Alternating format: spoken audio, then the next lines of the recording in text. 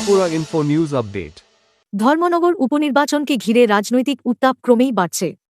৫৬ নম্বর ধর্মনগর বিধানসভা কেন্দ্রের উপনির্বাচন সামনে রেখে আজ মনোনয়নপত্র জমা দিলেন বামফ্রন্ট মনোনীত সিপিআই-এম প্রার্থী অমিতাভ দত্ত।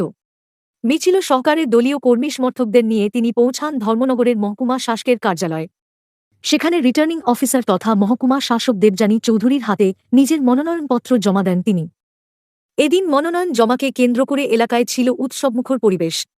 দলীয় কর্মীদের ব্যাপক উপস্থিতি এবং স্লোগানে মুখর হয়ে ওঠে পুরো এলাকা। উপনির্বাচনকে ঘিরে বামফ্রন্টের এই শক্তি প্রদর্শন রাজনৈতিক মহলে নতুন করে জল্পনা তৈরি করেছে।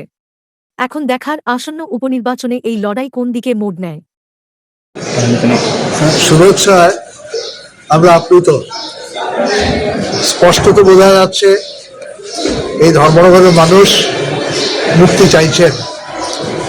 মানুষ এই আসন্ন যে উপনির্বাচন হবে সেই নির্বাচনে এই ধর্মনগরের যে ঐতিহ্য, শান্তি সম্প্রীতির যে ঐতিহ্য, সংস্কৃতির যে বাতাবরণ ছিল বিগত বাম শাসনে, তাকে ফিরিয়ে আনার জন্য মানুষ তৈরি হচ্ছেন।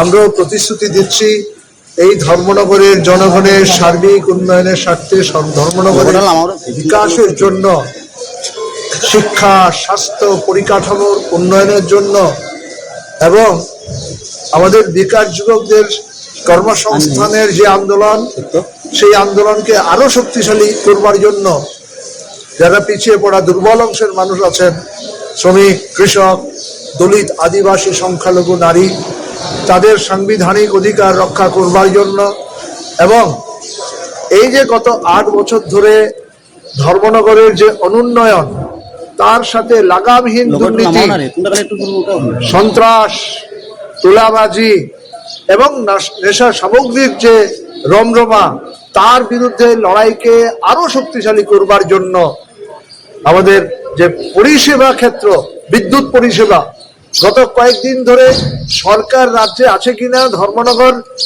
আছে কিনা আমরা বুঝতে পারিনি। বিদ্যুৎ নেই, বিদ্যুতের সাথে পানীয় জলের সম্পর্ক রয়েছে, পানীয় জল নেই। একটি ক্ষেত্রেও ধর্মনগর পৌর পরিষদ থেকে, প্রশাসন থেকে কোনো বিবৃতি নেই কখন জল আসবে, কখন বিদ্যুৎ আসবে। প্রত্যেকটা পরিবার আক্রান্ত হয়েছেন পানীয় জলের অভাবে। অনেকগুলো পরিবারের অনেক সদস্যরা অসুস্থ হয়েছেন। তার তেমনি চলছে মাধ্যমিক, উচ্চ মাধ্যমিক পরীক্ষা। এই সময় বিদ্যুৎ বিহীন অবস্থায় ছাত্ররা দারুণ সমস্যার মুখোমুখি হয়েছিলেন। তা থেকে আমরা এই ধর্মনগরকে আমরা মুক্ত করতে চাই। কোনো ব্যবসা প্রতিষ্ঠান যাতে তোলাবাজির শিকার হয়ে আর তালাবন্ধ না থাকে, কোনো ব্যক্তি, কোনো প্রতিষ্ঠান যাতে আর এই তোলাবাজি, চাঁদাবাজির শিকার না হয়। আমরা আক্রান্ত, সাংবাদিক বন্ধুরা আক্রান্ত, চিকিৎসকরা আক্রান্ত, আইনজীবীরা আক্রান্ত, শিক্ষক কর্মচারীরা আক্রান্ত, সমস্ত পেশার মানুষ আক্রান্ত। এই আক্রমণের বিরুদ্ধে বিধানসভাকে ব্যবহার করে এই ধর্মনগরের ঐতিহ্যকে রক্ষা করবার জন্য যে লড়াই, সেই লড়াইয়ে গোটা মহকুমা জুড়ে ধর্মনগর বিধানসভা কেন্দ্রের প্রতিটি বুথে বুথে মানুষের যে সাড়া পেয়েছি, মানুষের কাছ থেকে যে শিক্ষা পেয়েছি, মানুষ যে অনুপ্রেরণা দিয়েছেন, আমরা সেই জন্য সমস্ত অংশের গণদেবতাদেরকে আমরা শ্রদ্ধা জানাচ্ছি, নমস্কার জানাচ্ছি এবং আমরা বিশ্বাস করি এই লড়াইয়ে আমাদের জয় হবে, নিশ্চিত আমরা জয়ী হতে পারব।